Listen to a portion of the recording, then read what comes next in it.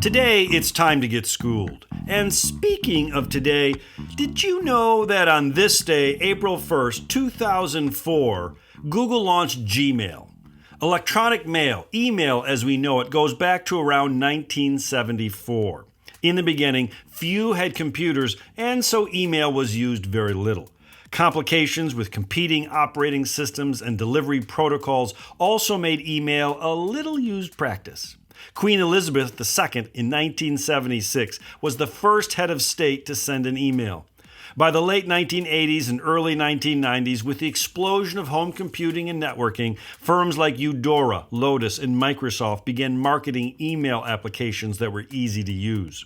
Hotmail, later purchased by Microsoft, was the first to offer a free internet email service. Soon others like AOL and Prodigy made emailing commonplace, not just for business use, but in everyday households.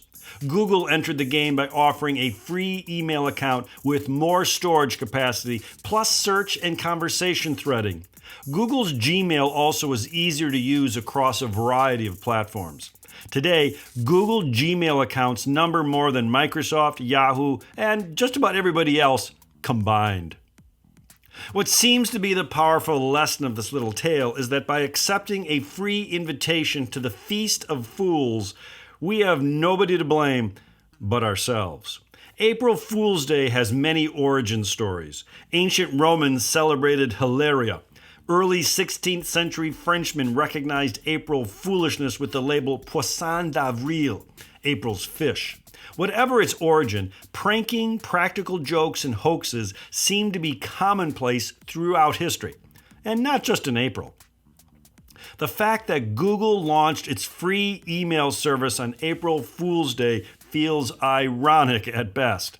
By accepting this free service from Google, we have essentially given them a key to the front, back, and side doors of our home. Massive amounts of personal and private information is all there for Google to see. Today, 1.5 billion of us have given up our keys to Google. My high school econ teacher taught us the word Tannstaffel. There ain't no such thing as a free lunch. And that is no April Fool's joke.